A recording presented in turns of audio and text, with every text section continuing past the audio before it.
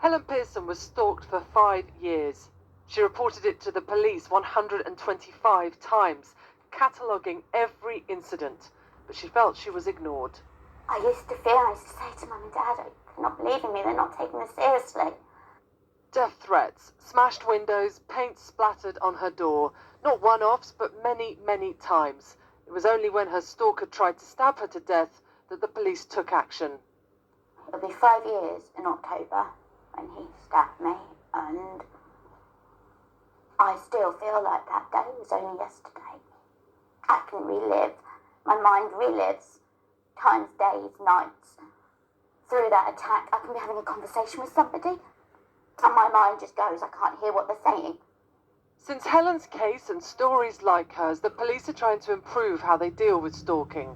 Today sees the launch of the country's first new stalking units. Hampshire, London and Cheshire's the first up and running. The police believe stalkers are different from other offenders. It's generally driven by obsession, by fixation, and sometimes an underlying psychological issue. This helpline says it can't cope with the number of people that ring in. On any given day, they fear as many as half of all calls are going unanswered. The organisers here at the Susie Lamplugh Trust believe stalking is far more prevalent than people realise. They also think police practice must change. We want to see is that fixation and obsession really being addressed. So that means that multidisciplinary approach to ensure that we get an early intervention and close those stalking behaviours down at an early stage. And that's why this unit is so important. This CCTV footage shows Joshua Stimpson stalking 23-year-old university student Molly McLaren last summer.